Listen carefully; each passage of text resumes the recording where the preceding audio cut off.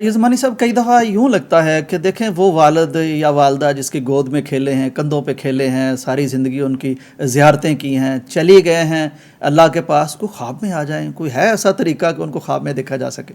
جی بہت دل کرتا ہے، یعنی جو گئے ہیں تو وہ نظر آ جائیں. اور یعنی مجھے یہاں پر اپنے والد صاحب کے، جب میں مدینہ یونیورسٹی میں پڑھتا تھا تو مجھے یاد ہے کہ ہمارے پیپر ہو رہے تھے، تو رات میں سویا ہوا تھا تو صبح ہمارا پیپر بھی تھا. تو صبح اٹھ کر میں نے دیکھا کہ کوئی تقریباً 10-12 کالیں آئی ہوئی تھیں، پاکستان سے گئی ہوئی تھیں. اور سعودیہ میں میرے 2 بھائی تھے، ان کی طرف سے بھی کالیں. میں نے کہا خیریت ہو؟ تو میں نے بیک کال کی تو انہوں نے کہا ابو جان فوت ہو گئے. اللہ. تو ہمارا اس دن پیپر بھی تھا. تو یعنی وہ جو دل پہ کیفیت گزرتی ہے نا کہ آپ پردیس میں ہیں اور آپ والد صاحب کے پاس نہیں ہیں. اور پھر مجھے یہ بھی بتایا گیا کہ والد صاحب جب آخری رات تھی تو وہ ہاشم کہہ رہے تھے کہ میں نے اپنے بیٹے سے بات کرنی ہے.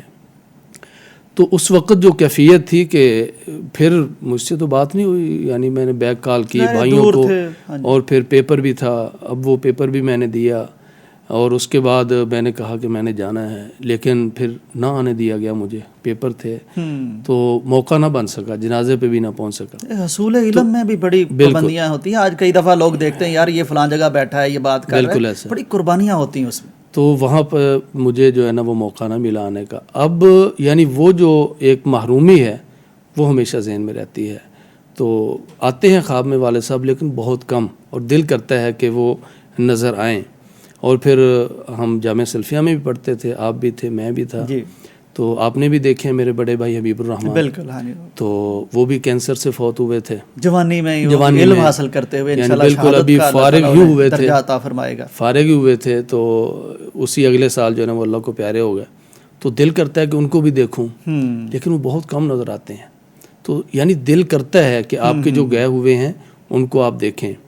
تو اس کا طریقہ ایک تو یہی ہے کہ آپ اللہ تعالیٰ سے دعا کریں کہ یا اللہ ہمیں وہ زیارت کروا، اور زیارت بھی ایسی کیفیت میں کروا کہ ہمارا دل خوش ہو جائے اور ہمیں تسکین ہو جائے.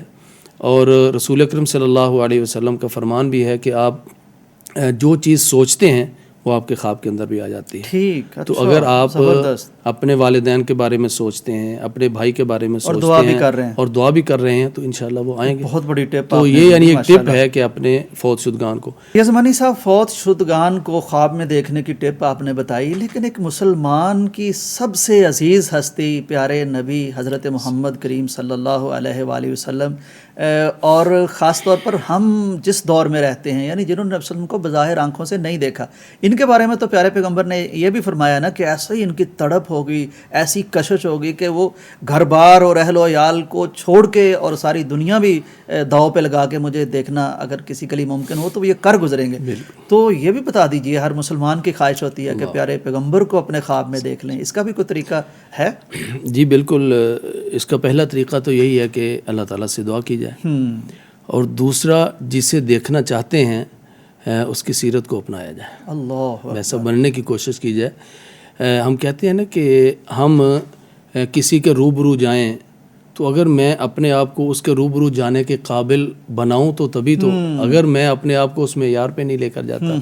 تو اگر آپ کسی ایسی شخصیت کو دیکھنا چاہتے ہیں یا اس کے سامنے جانا چاہتے ہیں، لیکن آپ کا چہرہ مہرہ، آپ کا جو ظاہری حلیہ مبارک، آپ کا جسد اطہر نہیں، آپ کا یعنی وہی اس کو پسند نہیں ہے، تو پھر آپ تو اپنے آپ کو تیار کریں وہاں جانے کے لیے. بالکل صحیح. تو جتنا آپ سیرت رسول صلی اللہ علیہ وسلم کو اپنائیں گے، جتنا آپ صلی اللہ علیہ وسلم کی تعلیمات کو اپنائیں گے، تو یہ اتنا ہی زیادہ اللہ بھی دیکھے گا نا کہ یہ واقعتاً اخلاص سے چاہتا ہے کہ پیارے پہ ہم. تو اللہ تعالیٰ جو عطا کرتا ہے نا کہ وہ تڑپ بھی تو دیکھتا ہے، اخلاص بھی دیکھتا ہے. تو اخلاص یہ تو نہیں ہے کہ آپ بس خواہش کر لیں اور اس کے بعد کچھ نہ کریں. درود شریف کی کثرت بھی کریں. جی بالکل. رسول اکرم صلی اللہ علیہ وسلم کا ویسے تو فرمان ہے کہ قیامت والے دن وہ شخص میرے زیادہ قریب ہوگا جو مجھ پر زیادہ درود پڑھنے والا. یہ قیامت والے دن ہے.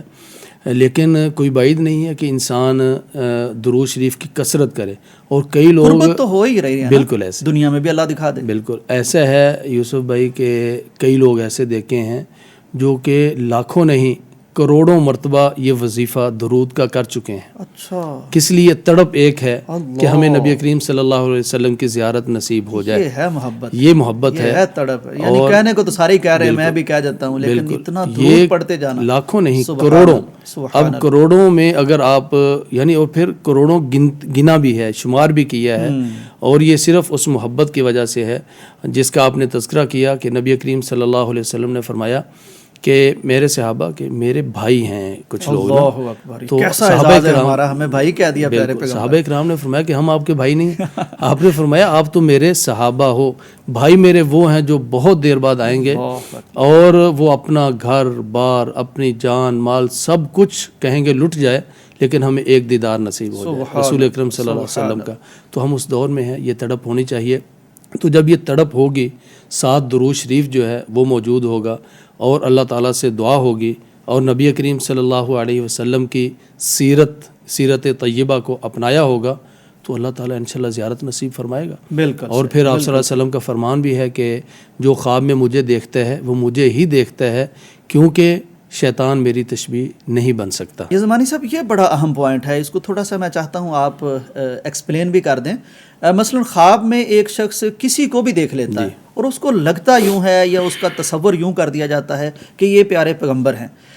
اب نبی علیہ السلام کا ارشاد تو یہ ہے نا کہ جس نے مجھے دیکھا ہے وہ میری شکل میں کوئی اور نہیں آ سکتا، لیکن شکل ہی کسی اور کی دکھا دی جائے تو کیسے پتہ چلے گا؟ اس بارے میں تھوڑی سی ہماری ڈیوٹی نہیں بنتی، فرض نہیں بنتا کہ نبی صلی اللہ علیہ وسلم کے چہرہ اقدس کے فیچرز، خد و خال، آپ کی داڑھی کے مبارک اور سارا کچھ کے بارے میں معلومات رکھیں؟ یہ جو میں نے شروع میں عرض کیا تھا نا کہ وہ سیرت کو اپنانے کا، تو سیرت اپنائے گا انسان تبھی جب اس کا مطالعہ کرے گا.